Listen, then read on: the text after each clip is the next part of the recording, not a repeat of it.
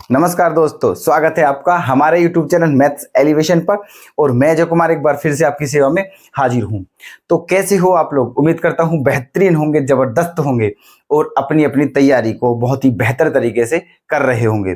तो हम आज आपके सामने एक नए पार्ट के साथ प्रेजेंट हो गए हैं दोस्तों, जो कि सेकंड पार्ट है। जो चैप्टर हमने स्टार्ट किया था कल, अनुपात समानुपात, रेशियो और प्रोपोर्शन। तो बिना टाइम वेस्ट किए हुए चलते हैं आज के अपने नए सेशन की तरफ। लेकिन उससे पहले कल वाला क्वेश्चन, ठीक है, देखना क्या दिया हुआ है ये क्वेश्चन।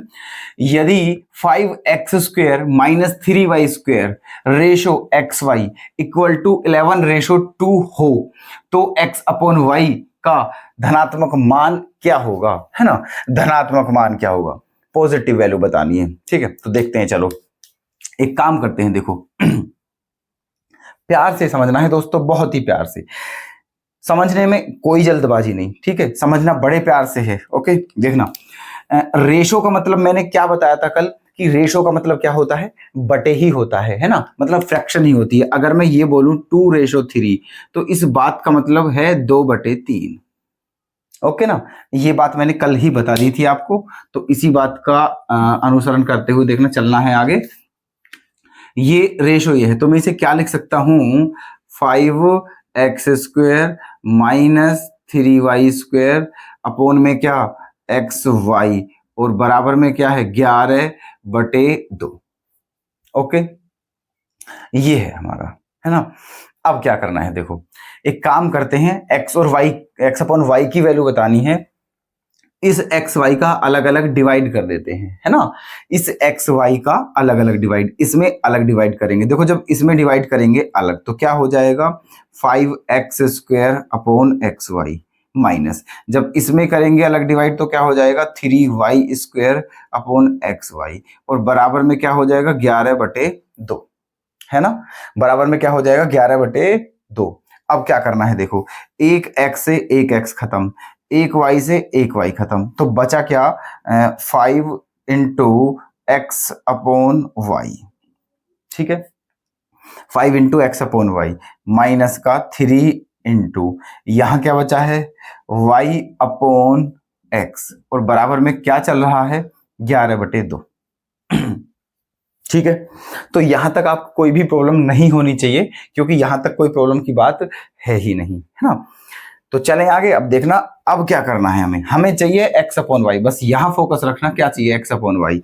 तो ये भी x अपॉन वाई है, लेकिन ये y अपॉन x है। इसको उल्टा करके भी तो लिख सकते हैं हम इसे ऐसे भी लिख सकते हैं, 5x upon y minus 3 1 upon क्या x अपॉन वाई, ओके ऐसे। और बराबर में क्या बचा 11/2, ठीक है, ये बचा। अब देखो ये y घूम के ऊपर ही तो चले जाएगा, तो इसलिए इसको हम ऐसे भी लिख सकते हैं, है ना। अब देखना, अब तो क्वेश्चन हो ही गया समझो, है ना। देखो x अपॉन वाई यहां भी है, x अपॉन वाई यहां भी है ना। दोनों ही जगह क्या है हमारा x अपॉन वाई है। तो हमें करना क्या है, देखो 5, ये x अपॉन वाई जो है इसे कुछ मान लेते हैं, इसे कुछ मान लेते हैं। x अपॉन वाई को मान लिया कि p है, ठीक है।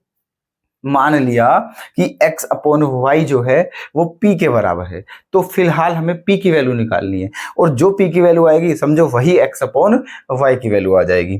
तो x अपॉन वाई के प्लेस पे रख दिया p, तो देखना क्या हो गया 5p, है ना। क्या हो गया 5p माइनस 3 × 1 अपॉन p मतलब 3 अपॉन p, 3 अपॉन p और इक्वल्स टू में बचा हुआ है 11/2।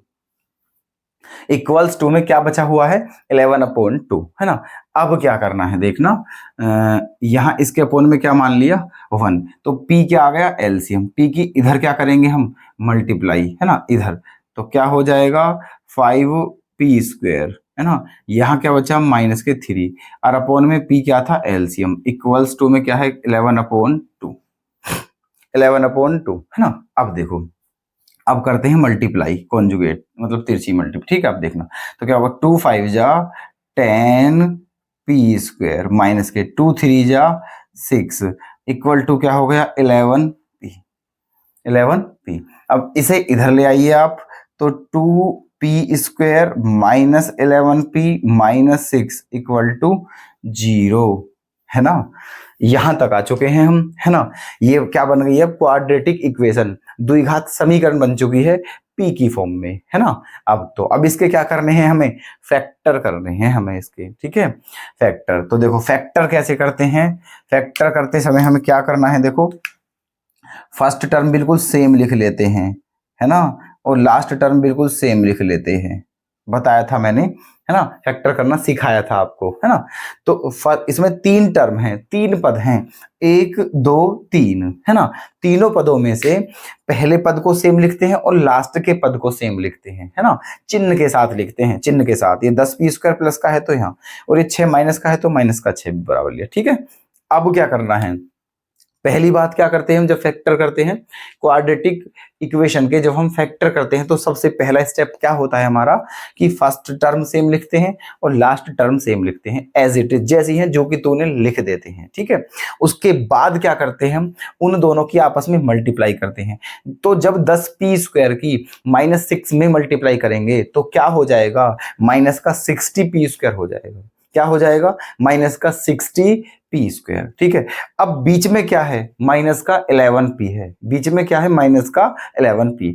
तो अब देखना, इन दोनों की मल्टीप्लाई करके क्या आया था, इन दोनों की मल्टीप्लाई करके आया था माइनस के 60p स्क्वायर, इन दोनों की, ठीक है, माइनस के 60p स्क्वायर।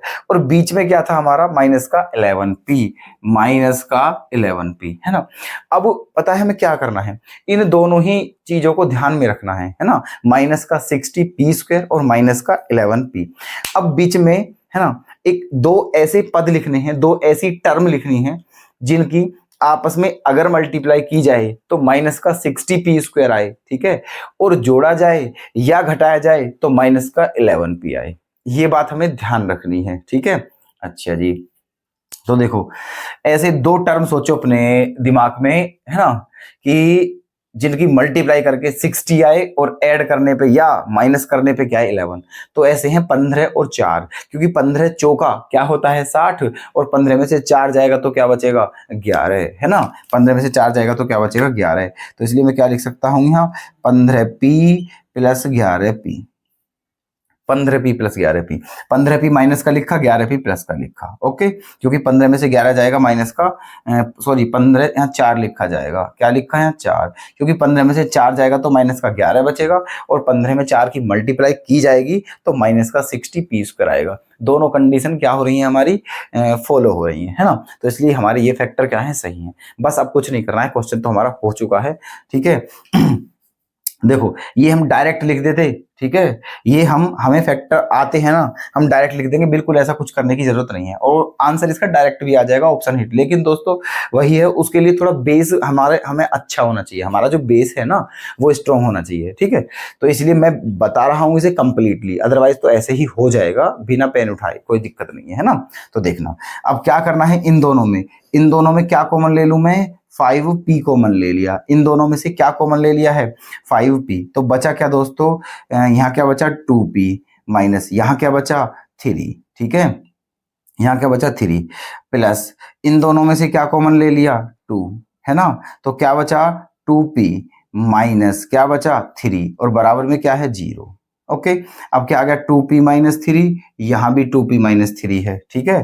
तो ये क्या आ जाएगा, इन दोनों में से क्या कॉमन आ गया 2p minus 3, okay, 2p minus 3। तो फिर क्या बचेगा 5p प्लस 2, 5p प्लस 2, और बराबर में क्या है 0, ठीक है।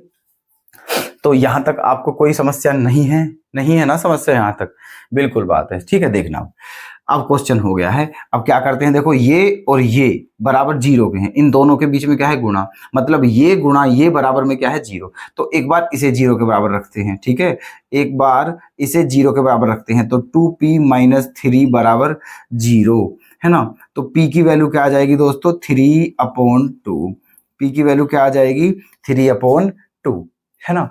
अच्छा एक बार इसे 0 के बराबर लेते हैं, एक बार इसे, तो 5p प्लस 2 बराबर 0, यहां से p की वैल्यू क्या आ जाएगी -2/5, -2/5, ओके।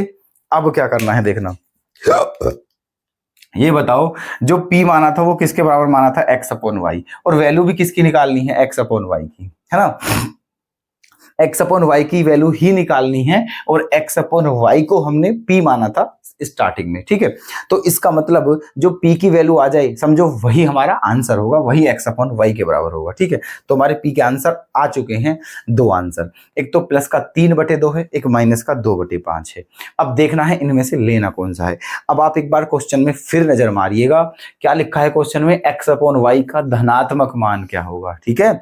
मतलब x अपॉन वाई की पॉजिटिव वैल्यू बतानी है ना। तो इसका मतलब इसको हम नहीं लेंगे क्योंकि ये क्या है, नेगेटिव, तो फिर लेंगे किसे, 3/2। तो यही हमारा क्या हो जाएगा, आंसर, ठीक है। 3/2 ऑप्शन हमारा क्या हो जाएगा, सही, है ना। तो कौन सा आंसर करेक्ट कर दिया जाए, है ना, ऑप्शन है थर्ड, है ना, ये करेक्ट हो जाएगा। ऐसे होगा दोस्तों ये क्वेश्चन। चलिएगा नेक्स्ट क्वेश्चन की तरफ और बने रहिएगा दोस्तों। देखना ये क्वेश्चन क्या है, यदि 3x minus y ratio x plus 5y equal to 5:7 है, तो रेशो किस किस का बताना है, x प्लस वाई और x माइनस वाई का रेशो हमें बताना है ना। देखना अब एक काम करते हैं, देखो रेशो का मतलब क्या होता है, बटे होता है, ये पहले बता चुके हैं हम आपको।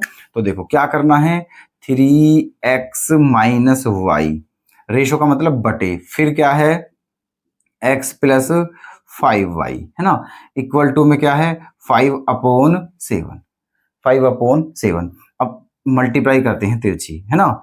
तो देखो क्या होगा, 7×21x, है ना, माइनस के 7y इक्वल टू 5x, है ना, और प्लस के 5×5 = 25y। ठीक है, यहां तक ऐसे हो चुका है ना। तिरछी गुना करी तो हमने ये आ गया। अब देखो 21x में से 5x जब जाएंगे घट के, ठीक है, तो क्या बचेगा 16, क्या बचा 16x, है ना। 21 में से 5 गया 16, और ये 7y उधर जाके क्या हो जाएंगे, जुड़ जाएंगे 25 में, 25y और 7y क्या हो जाएंगे 32y, क्या हो जाएंगे 32y। अब 16 एकम 16 और 16 दूनी 32, ये बचा, है ना। तो x y को ले आए इधर बटे में, ठीक है, y को ले आए बटे में, तो उधर क्या है 2, और एक यहाँ पहुंच जाएगा ऐसे, है ना। तो x और y का रेशो हमारा ये आ गया है। x और y का रेशो आ गया है 2:1, है ना। तो अब हम क्या करेंगे, है ना, जो x के सामने है वो x की वैल्यू है, और जो y के सामने है वो y की वैल्यू है। बस क्वेश्चन तो हो गया है, बस इतना ही, ठीक है। जो x के सामने वो x की वैल्यू, जो y के सामने वो y की वैल्यू। बतानी किसकी वैल्यू है हमें, x प्लस वाई, है ना, रेशो x माइनस वाई, ये बताना है ना। तो देखो x के प्लेस पे क्या रखना है 2, और y के प्लेस पे क्या रखना है 1, है ना। तो रखिए, देखो x के प्लेस पे क्या रखा 2, प्लस y के प्लेस पे क्या रखा 1 बटे में, x के प्लेस पे क्या रखा 2, माइनस y के प्लेस पे क्या रखा 1। 2 और 1 क्या हो गया 3, 2 और 1 क्या हो गया 3, और 2 में से 1 गया 1। तो क्या आंसर आ गया हमारा 3:1, ठीक है, 3:1 ये हमारा हो जाएगा आंसर, है ना। तो ऑप्शन थर्ड हम करेक्ट कर देते हैं। ओके, चलते हैं अपने नेक्स्ट क्वेश्चन की तरफ, अगर आप के समझ में आ गया है तो, ठीक है, आ गया है। ओके, चलते हैं नेक्स्ट क्वेश्चन पे, देखते हैं। इसमें क्या है देखो, 2 सही 1/3 रेशो 3 सही 1/4 रेशो 1 सही 1/6, ठीक है, बताना है हमें, ठीक है। ये रेशो में ही है, इसका रेशो ही बताना है, और ये रेशो में ही है। तो जब रेशो में है ही तो बताना तो कुछ है ही नहीं इसमें, बस यही आपस में सोल्व वोल्व करना है बस, ठीक है। तो यही आपस में सोल्व करके बता देना है। अब देखो एक काम करते हैं, है ना, ये क्या है 2 सही 1/3, तो इसे क्या लिख सकते हैं हम, 3 दूनी 6 और 1 7/3, क्या लिख सकते हैं 7/3, फिर रेशो 4×3 = 12 और 1 13 अपॉन 4, ठीक है, फिर रेशो 6 एकम 6 और 1 7/6, ये आ चुका है हमारा, है ना। अब हमें क्या लेना है, हमें लेना है एलसीएम। क्या लेना है एलसीएम, किस किस का, 3 4 6 का, है ना। 3 4 6 का एलसीएम लेते हैं, तो 3 4 6 का एलसीएम आ गया 12, ठीक है, कितना आ गया 12। अब 3 से कितनी बार कटा 4 बार, तो ऊपर 4 की गुणा होगी, तो 4 सत्ते क्या हो गया 28 रेशो। 4 से कितनी बार कटा 3 बार, तो ऊपर 3 की गुणा होगी, तो 13 तिया 39 रेशो। 6 से कितनी बार कटा 2 बार, तो ऊपर 2 की गुणा होगी, तो 7 दूनी 14। ये आ गया है। अब आप एक बात समझना और उसे हमेशा के लिए याद अपने दिमाग में फिक्स कर लेनी है, वो बात जो हम बता रहे हैं। अब आपको देखो, अगर प्लस होता है यहाँ या माइनस होता, ठीक है, ऐसे जैसे यहाँ रेशो है, यहाँ प्लस होता है माइनस होता, तो फिर जो एलसीएम लेते हैं वो हम लास्ट तक भी उसके साथ रखते हैं, प्लस या माइनस में, है ना। लेकिन जब रेशो में क्वेश्चन हो, रेशो में, और रेशो में जो एलसीएम लेते हैं तो हम उसे लास्ट में छोड़ देते हैं, ठीक है। जो एलसीएम रेशो में लेते हैं उसे छोड़ देते हैं। अब देखो, जैसे ही रेशो में था और हमने एलसीएम के लिए 12, तो अब इसे हम छोड़ देंगे, तो क्या बच जाएगा हमारा, केवल 28 अनुपात 39 अनुपात 14, ठीक है। और यही हमारा आ जाएगा आंसर। ओके, तो 28 39 और 14, ठीक है। तो कौन सा ऑप्शन आपको सही लग रहा है? थर्ड ऑप्शन सही है, तो कर दीजिएगा थर्ड ऑप्शन को करेक्ट। बड़े प्यारे प्यारे प्रश्न हैं, है ना। समझ नहीं आने का तो कोई सवाल ही पैदा नहीं होता है इन क्वेश्चनों में। ऐसा हो ही नहीं सकता कि ये समझ नहीं आए, क्योंकि ये क्वेश्चन बहुत इजी लेवल के हैं, है ना। तो चलें नेक्स्ट क्वेश्चन की तरफ। थोड़ा सा टेक्निक है, क्वेश्चन बहुत इजी है वैसे, ठीक है। देखना, 25 की पावर 2.5 रेशो 5 की पावर 3 का वैल्यू क्या होगी, मतलब रेशो में बताना है, ठीक है। तो देखो, ये क्या है 25, है ना। 25 की पावर क्या है 2.5, 2.5 को हम क्या लिख सकते हैं 5/2, तो ये 25 की पावर क्या होगी 5/2, है ना। और रेशो का मतलब क्या होता है बटे, और नीचे क्या है 5 की पावर 3, 5 की पावर 3, है ना। अब देखो 25 को क्या लिख सकते हैं हम 5 की पावर 2, 25 को क्या लिख सकते हैं 5 की पावर 2, और ऊपर की जो पावर है उसे सेम लिखते हैं 5/2। ओके, अपोन में क्या है 5 की पावर 3, है ना। अब देखो, घात के ऊपर भी घात है ना, घात के ऊपर भी घात है, और दोनों घातों के बीच में क्या है ब्रैकेट, तो इसीलिए इन दोनों की क्या करेंगे हम गुणा। और जब 2 की 5/2 में आप गुणा करोगे तो 2 कैंसिल हो जाएगा, बच क्या जाएगा केवल 5, ठीक है। तो ये 2 क्या हो गया कैंसिल, तो बचा क्या केवल 5, तो ऊपर बचा 5 की पावर 5 और नीचे क्या है 5 की पावर 3। ओके, अब आप जानते हो कि बेस क्या है सेम, ऊपर भी बेस 5 है, नीचे भी बेस 5 है। तो अगर बेस सेम हो तो डिवाइड में जो पावर होती है वो माइनस हो जाती है, मतलब घट जाती हैं। तो यहाँ 5 की पावर 3 है, यहाँ 5 की पावर 3 है, तो 5 की पावर 5 में से 5 की पावर 3 जो है वो घट जाएगी, तो 5 की पावर क्या बच जाएगा, 5 में से 3 जाएगा तो बच जाएगा 2, और बटे में तो क्या है फिर 1 है। जब ये ऊपर आ गया तो बटे में तो 1 बचा है फिर, है ना। अब 5 की पावर 2 बटे में 1 आया, है ना। और 5 की पावर 2 का मतलब क्या होता है 25, ठीक है। 5 की पावर 2 का मतलब क्या होता है 25, अनुपात में क्या है 1, है ना।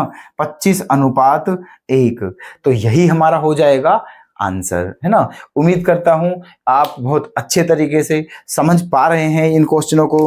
तो ऑप्शन 4 कर दिया जाए हमारा करेक्ट। ओके, आइएगा अगले क्वेश्चन की तरफ।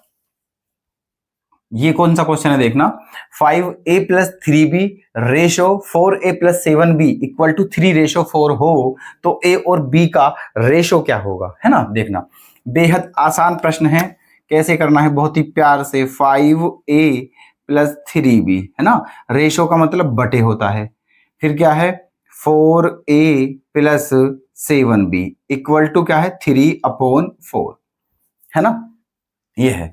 अब बताना क्या है हमें बताना है ए और बी का रेशो बताना है, ए और बी का रेशो। चलो तो देखो मल्टीप्लाई करते हैं ऐसे, है ना। तो करते हैं, देखो 4 की जब 5 में करेंगे तो, है ना, तो 5 चौक क्या हो जाएगा 20a + 4 तिया क्या हो जाएगा 12b बराबर 3 चौक क्या हो जाएगा 12a + 3 सत्ते क्या हो जाएगा 21b, है ना। ये हो जाएगा। ओके, अब क्या करना है देखो, 20a में से ये क्या है 20a है ना। 20a में से 12a जब जाएगा तो 20 में से 12 जाएगा तो क्या बचेगा 8a, है ना। और 21 में से 12 जाएगा तो क्या बचेगा 9, है ना। क्या बचेगा 9b।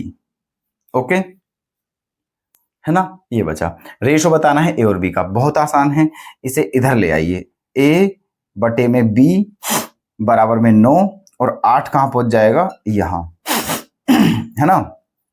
तो बटे को ही हम क्या बोलते हैं, रेशो, तो इसको ही क्या बोल देंगे, 9:8, है ना। हो गया है, बस इतना सिंपल क्वेश्चन था ये, है ना। तो ऑप्शन फर्स्ट ये हो गया हमारा करेक्ट। चलें अगले क्वेश्चन की तरफ, चलिएगा। देखो, a/2 equal to b/3 equal to c/5 हो तो इसका वैल्यू क्या होगा, ये बताना है। एक क्वेश्चन शायद पीछे आया था, मैंने बताया था कि, है ना, अगर जो वैल्यू बटे में होती है वो समझो उसी की होती है ना। जो वैल्यू बटे में होती है वो उसी की होती है। मतलब कहने का ये है, देखो, ए के बटे में 2 है तो इसका मतलब ए की वैल्यू 2 है, बी के बटे में 3 है तो इसका मतलब बी की वैल्यू 3 है, सी के बटे में 5 है तो इसका मतलब यह है कि सी की वैल्यू क्या है, 5 है ना। यहां रख देनी है और बात खत्म हो जाएगी फिर। ठीक है, देखो 4 इंटू ए के प्लेस पे कितना 2, है ना, प्लस 3 इंटू बी के प्लेस पे कितना 3 माइनस सी का मान क्या 5 और बटे में बी का मान कितना है 3। ओके, तो देखो 4 दूनी क्या हो गया 8 प्लस 3 तिया क्या हो गया 9 माइनस 5 और बटे में क्या है 3। ओके, अब देखो, तो 8 और 9 क्या हो गया 17, 17 में से 5 घटा दिया तो क्या बचा 12 और बटे में क्या है 3, तो 3 चौक क्या होता है 12, 3 चौक क्या होता है 12, है ना। तो 4 ही हमारा फाइनल आंसर होगा। ओके, तो थर्ड ऑप्शन क्या हो जाएगा इसका सही। तो देखिएगा दोस्तों, ये क्वेश्चन जो बचा हुआ है ना, ये कैसे होगा। ठीक है, थोड़ा सा बढ़िया क्वेश्चन है इसलिए ये बिल्कुल सेपरेट करके लेते हैं इसे।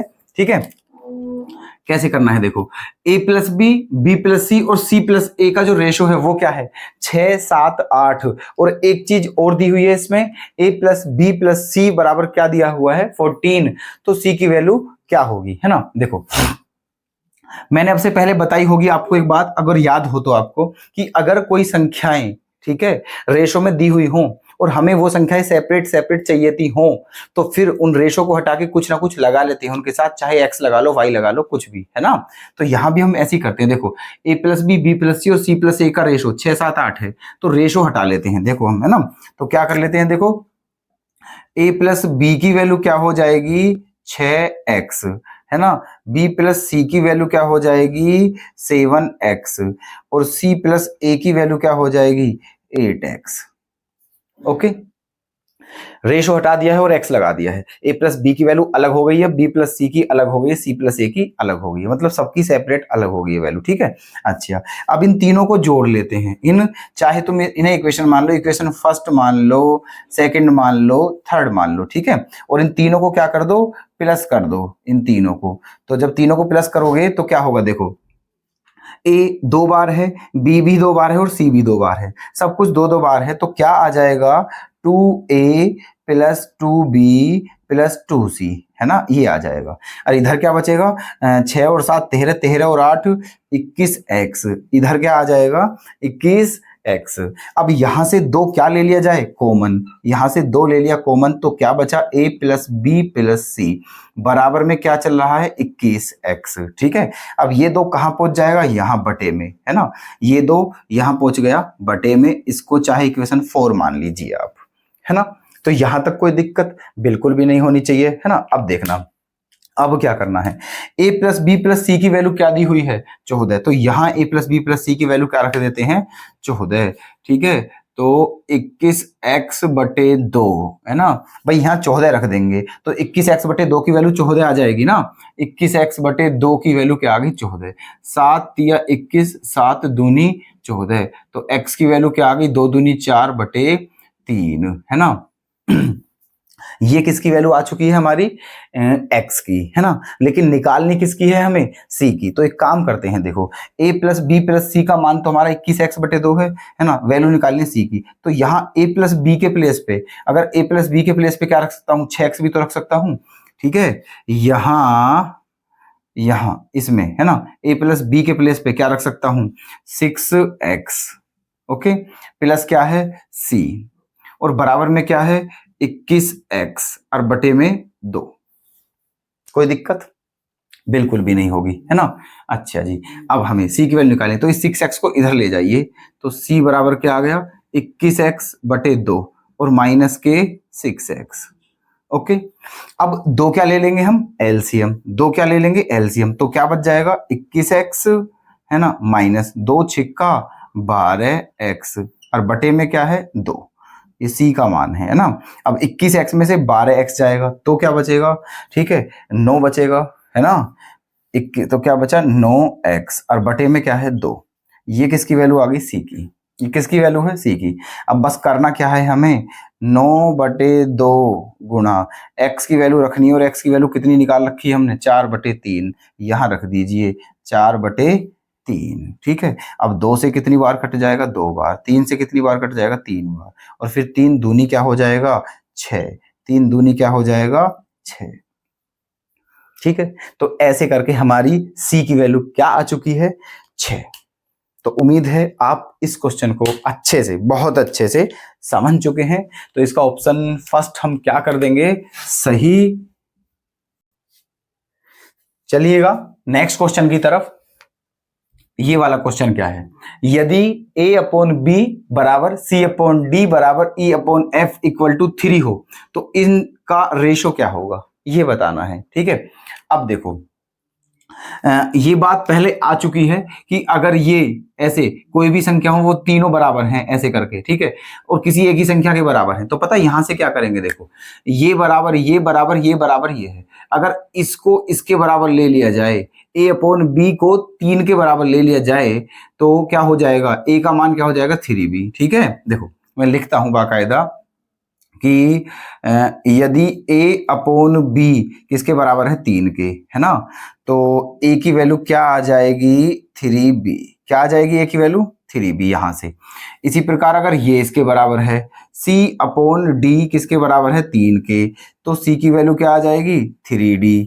ओके, अच्छा इसी तरह अगर ये इसके बराबर है, e अपॉन f किसके बराबर है 3 के, तो e की वैल्यू क्या आ जाएगी 3f, e की वैल्यू क्या आ जाएगी 3f, मतलब a की वैल्यू b के रूप में है, c की वैल्यू d के रूप में है और e की वैल्यू f के रूप में है ना। और हमें ये बताना है, तो अब एक काम कर देते हैं, जहां a है वहां ये रखना है, जहां c है वहां ये रखना है, और जहां e है वहां ये रखना है ना। बस क्वेश्चन हमारा हुआ, समझो ये बात, है ना। देखना तो रखते हैं, देखो 2a², जब a का मान 3b है तो a² का मान क्या हो जाएगा 3 तिया 9b², 3 तिया 9b², है ना, ऐसे तो क्या होगा 2 गुणा 9b², ओके, प्लस 3 गुणा c² का मान क्या हो जाएगा 9d², c² का मान क्या हो गया 9d², प्लस 4 गुणा e² का मान क्या हो गया 9f², e² का मान क्या हो गया 9f², और बटे में क्या है 2b² प्लस 3d² और प्लस 4 क्या f², 4f², ये हो गया है ना। अब एक काम कीजिए, देखो ऊपर से क्या कॉमन दिख रहा है ना, ऊपर से 9 कॉमन है, क्या कॉमन है ऊपर से 9, तो 9 कॉमन ले लीजिए, तो जब 9 कॉमन चलेगा तो क्या बचा 2b², क्या बचा 2b² प्लस क्या बचा 3d² प्लस क्या बचा 4f², ओके, ये बचा, और अपोन में क्या है 2b² plus 3d² plus 4f², ठीक है, ये बच गया है हमारा। अब देखो ऊपर का और नीचे का क्या है बिल्कुल सेम, तो ये दोनों क्या हो जाएंगे कैंसिल, तो क्या बच जाएगा केवल 9, और यही हमारा क्या होगा आंसर, ठीक है। तो इस क्वेश्चन का आंसर 9 हो जाएगा। कौन सा ऑप्शन करेक्ट है, ऑप्शन 4 है हमारा सही आंसर। ओके, चलते हैं नेक्स्ट क्वेश्चन की तरफ। बढ़िया क्वेश्चन है नेक्स्ट क्वेश्चन, है ना। देखो क्या करना है इसमें, ये कह रहा है कि यदि बी ए और सी का मध्यानुपाती है ना, बी ए और सी का मध्यानुपाती है तो इन दोनों का रेशो क्या होगा, है ना। टेक्निकल क्वेश्चन है, तो एक काम करते हैं, देखो पहले बता चुका हूं मैं आपको जब ये चैप्टर स्टार्ट किया था कि दो संख्याओं का मध्यानुपात क्या होता है ना। ए और सी का मध्यानुपात क्या होगा √AC, ए और सी का मध्यानुपात क्या होगा √AC, जो कि किसके बराबर है बी के, क्योंकि कहा है क्वेश्चन में कि जो बी है ना वो ए और सी का मध्यानुपात है, और ए और सी का मध्यानुपात क्या होगा, रूट ए सी। इसका मतलब जो बी है वो रूट ए सी के बराबर है, ठीक है। अच्छा जी, अब बताना है हमें इसकी वैल्यू। तो देखो एक काम करते हैं, ये क्या है, ए माइनस बी के प्लेस पे क्या रख लेते हैं यहाँ, रूट ए सी। क्या रख लिया, रूट ए सी, और पावर क्या है 3। अब रेशो का मतलब क्या होता है, बटे। यहाँ क्या है बी, बी के प्लेस पे क्या लिखेंगे, रूट ए सी, और माइनस का यहाँ क्या है सी, और उसकी पावर भी क्या कर देंगे हम 3। ठीक है, ध्यान से समझना, ये क्वेश्चन थोड़ा सा लॉजिकल है ना, वैसे इजी है, बस ध्यान से समझना है ना। अब देखो यहां से ये हो गया, अब इन दोनों में से क्या कॉमन दिख रहा है, इन दोनों में से है ना रूट ए कॉमन ले लिया मैंने, रूट ए कॉमन ले लिया, क्योंकि देखो दोस्तों कॉमन वो चीज ली जाती है जो छोटी हो, है ना, कॉमन वो चीज ली जाती है जो छोटी हो। जैसे कि आप समझिएगा, मैं कहूं यहाँ 2 है और यहाँ 4 है, तो इन दोनों में से क्या कॉमन आ सकता है, 2, क्योंकि 2 ही छोटा है ना। तो छोटी संख्या ही कॉमन आती है हमेशा, बड़ी संख्या कभी कॉमन नहीं आती है। अब वही सिस्टम यहाँ है, यहाँ ए है और यहाँ रूट ए है ना, तो ए और रूट ए, इन दोनों में जो रूट ए है वो छोटा है, तो इसीलिए इन दोनों में से क्या कॉमन ले लिया मैंने, रूट ए। तो यहां से रूट ए कॉमन चलेगा तो इसके ऊपर रूट चढ़ जाएगा, इसके ऊपर क्या चढ़ जाएगा, रूट, माइनस यहां से रूट ए चलेगा तो क्या बचा, केवल रूट सी बचा। ओके, और सारे का क्या है, होल क्यूब, सारे का क्या है, होल क्यूब, है ना। अब नीचे आ जाइए, है ना, मैंने जो एक कॉमन लिया है ना रूट ए, ये ब्रैकेट से बाहर नहीं लिया है, ब्रैकेट के अंदर ही लिया है। ओके, इसीलिए सारे की पावर अभी क्यूब है। अब यहां जाइए, यहां भी देखना, यहां रूट सी है और यहां सी है, तो छोटा क्या है, रूट सी, इसलिए कॉमन क्या लिया जाएगा, रूट सी। ठीक है, कॉमन क्या लिया जाएगा, रूट सी, तो रूट सी कॉमन चले गया तो क्या बचा है, रूट ए माइनस, इसके ऊपर रूट चढ़ जाएगा, रूट सी, और सारे का क्या हो जाएगा, क्यूब, सारे का क्या हो जाएगा, क्यूब। अब आप देखिएगा, है ना, कि देखो ये दोनों तो क्या हो जाएंगे, कैंसिल ही हैं, है ना, ये दोनों क्या हैं, कैंसिल, तो बचा क्या, रूट ए की पावर 3 अपॉन रूट सी की पावर 3, है ना, रूट ए की पावर 3 रेशो रूट सी की पावर 3, और रूट का मतलब आप जानते हैं क्या होता है, पावर 1/2। किसी के ऊपर भी अगर रूट लगा हुआ है तो उसका मतलब यह है कि उसकी पावर 1/2 है। तो यहाँ रूट ए है तो इसका मतलब क्या है, ए की पावर 1/2 है, ए की पावर क्या है 1/2, और इसके ऊपर भी पावर क्या है 3, रेशो रूट सी का मतलब क्या है, सी की पावर 1/2, और इसके ऊपर भी क्या है, क्यूब, है ना, पावर के ऊपर भी पावर है, तो दोनों पावर के बीच में क्या होगी, गुणा। ठीक है, तो ए की पावर क्या हो जाएगी 3/2, ए की पावर 3/2 होगी, रेशो सी की पावर भी क्या होगी 3/2, है ना। तो यही हमारा क्या हो जाएगा आंसर, है ना, ए की पावर 3/2 और सी की पावर 3/2, है ना। तो क्या हो जाएगा आंसर, फर्स्ट ऑप्शन क्या हो जाएगा हमारा करेक्ट। ओके, तो उम्मीद है आप इस क्वेश्चन को समझ चुके हो, काफी टेक्निकल क्वेश्चन है लेकिन देखो इजी हो गया है ना। अब चलिएगा अगले क्वेश्चन की तरफ, वो कैसे होता है ना। देखो क्या दिया हुआ है, यहाँ ए और बी का रेशो दिया हुआ है, ए और सी का रेशो दिया हुआ है, और ये बताना है संख्याएं 3 है हमारी, ए बी सी, और उनका रेशो दिया हुआ है। तो एक काम करते हैं, जब भी आप ऐसा क्वेश्चन देखो, जब भी आपके सामने ऐसा क्वेश्चन आए कि 3 संख्याएं हो और एक संख्या रिपीट हो रही हो, देखो यहाँ क्या रिपीट है, ए यहां भी है और ए यहां भी है, ठीक है, 3 संख्याएं हो और वो रेशो में दी हो अलग अलग करके, है ना, और कोई एक संख्या रिपीट हो, तो वहां क्या करना है, देखो ऐसे करना है। यहाँ a अपॉन बी का मतलब क्या है, 4/9, तो इस a अपॉन बी को हम b अपॉन ए भी तो लिख सकते हैं, क्या लिख सकते हैं इसे, b अपॉन ए, है ना, क्या हो जाएगा 9/4, b अपॉन ए का मतलब क्या हो जाएगा 9/4, है ना। तो अब क्या है यहाँ, और ये क्या है a अपॉन सी, ये क्या है a अपॉन सी, ये क्या है 2/3, ठीक है, ये क्या है 2/3।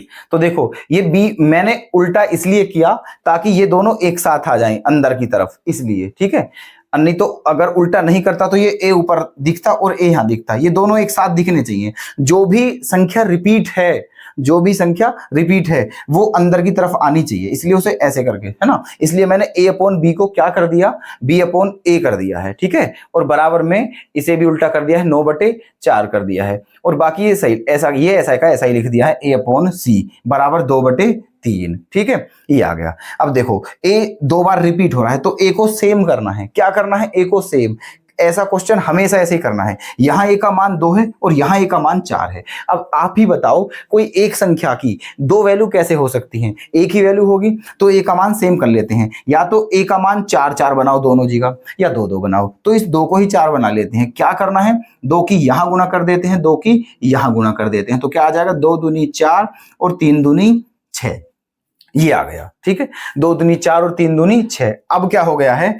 अब देखो अब इन तीनों का रेशो क्या आ गया है दोस्तों? ए रेशो बी रेशो सी, इन तीनों का अनुपात क्या आ गया है? ए का मान क्या है? 4, ए का मान क्या है? 4, बी का मान क्या है? 9, है ना, और सी का मान क्या है? 6। ठीक है, इन तीनों में ये आ गया है दोस्तों रेशो। ठीक है, ए बी सी का रेशो क्या आ गया है? 4:9:6, है ना, तीनों का रेशो ये आ गया है। क्योंकि मैंने आपको क्या बताया था? जो बी के सामने है वो बी का मान है, जो ए के सामने है वो ए का मान है, जो ए के सामने है वो ए का मान है, जो सी के मान सामने है वो सी का मान है। इसलिए ए बी सी का रेशो आ गया 4 9 6। लेकिन हमें क्वेश्चन में ए बी सी का रेशो नहीं बताना है, हमें क्या बताना है? ए प्लस बी और ए प्लस सी का रेशो बताना है। तो इसमें कौन सी बड़ी बात है? ठीक है, रख दीजिएगा वैल्यू बस ऐसे ही। ठीक है, देखो ए प्लस बी, तो ए के प्लेस पे क्या रखना है हमें? 4, और बी के प्लेस पे क्या रखना है? 9। ठीक है, तो 9 और 4 क्या हो जाएगा? ये 13। ठीक है, 9, ए का मान 4 है ना, और बी का मान 9, तो 4 + 9, 4 + 9 बटे, ठीक है, ए और सी, ए का मान 4 और सी का मान 6, तो 4 + 6, 4 + 6। ठीक है, ये आ गया। तो 9 और 4 क्या हो गया? 13, और 6 और 4 क्या हो गया? 10।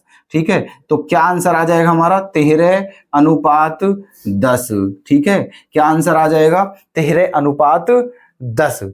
ठीक है, तो ऑप्शन कौन सा करेक्ट हो रहा है यहां? ऑप्शन सेकंड क्या हो जाएगा? करेक्ट। तो देखते हैं पहले ये क्वेश्चन कैसे होता है। ये क्वेश्चन दोस्तों देखो, यदि 2x = 3y = 4z हो तो xyz का रेशो क्या होगा? ठीक है, अब देखना पहले क्वेश्चन अगर देखो इस टाइप से क्वेश्चन आता है, ठीक है, x/2 = y/3 = z/4। अगर इस टाइप से आ जाए क्वेश्चन, है ना, अगर इस टाइप से आ जाए क्वेश्चन तो कुछ नहीं करना है। जो x के बटे में है वो x का मान है, जो y के बटे में है वो y का मान है, और z के बटे में है वो z का मान है। लेकिन है ना, अगर ऐसा ना हो, ये जो है, ये जो संख्या है वो x और y z इनके बटे में ना हो, इनके गुणा में हो। जैसे कि यहाँ है देखो, x 2 के मतलब जो 2 है वो x के गुणा में है, y के गुणा में 3 है, और z के गुणा में 4 है। ऐसे अगर ये उल्टा हो सिस्टम तो पता है हमें क्या करना है दोस्तों? ठीक है, अब दिमाग में आप रख लीजिएगा इस बात को। ठीक है, अगर बटे में है तो वही वही आंसर होते हैं। ठीक है, ऐसे ऐसे दे देता और एक्स वाई जेड का रेशो पूछता तो आंसर 2 3 4 ही हो जाता। लेकिन गुणा में दिया है तो अब ध्यान से समझना, अगर गुणा में दिया हो तो क्या करना है? ठीक है, देखो 2 3 4 ये तीनों किस में हैं? गुणा में। तो इन तीनों का क्या ले लेते हैं? एलसीएम। क्या लेना है? इन तीनों का एलसीएम। 2 3 4, ठीक है, 2 3 4 इनका लेना है एलसीएम। और 2 3 4 का एलसीएम कितना होता है दोस्तों? 12। 2 3 4 का एलसीएम कितना होता है? 12। अब 2 से 12 कितनी बार कटेगा? 6 बार, तो यहाँ 6 लिखते हैं। 3 से 12 कितनी बार कटेगा? 4 बार, तो यहाँ 4 लिखते हैं। और 4 से 12 कितनी बार कटेगा? 3 बार, तो यहाँ 3 लिखते हैं। और यही हमारा हो जाएगा आंसर। ओके, ऐसे करना है। बटे में हो तो जो बटे में है वही वैल्यू होंगी उनकी, और अगर गुणा में हो तो जो संख्याएं गुणा में है उनका सबसे पहले एलसीएम लेना है दोस्तों। ठीक है, और एलसीएम लेके फिर जितनी जितनी बार कटता है वही आंसर आ जाएगा। क्योंकि जैसे इसका हुआ है 12 एलसीएम आ गया। एक बार फिर बताता हूं, इन 2 3 4 का एलसीएम 12 आ गया। 2 से 12 6 बार कटा तो 6 लिख दिया, 3 से 12 4 बार कटा तो 4 लिख दिया, और 4 से 12 3 बार कटा तो 3 लिख दिया। अब ये जो है ये पता है किसका रेशो है? ये एक्स वाई जेड का रेशो है। ठीक है, तो उम्मीद करता हूं आप इस मेथड को समझ चुके हैं कि क्या करना है। ठीक है, तो ऑप्शन कौन सा हमारा सही हो जाएगा दोस्तों? 4 ऑप्शन हो जाएगा हमारा सही। ओके, अब देखो नेक्स्ट क्वेश्चन दोस्तों जो आज का है वो क्वेश्चन आपके लिए है, क्योंकि उस पे क्या डाला हुआ है, HW, है ना।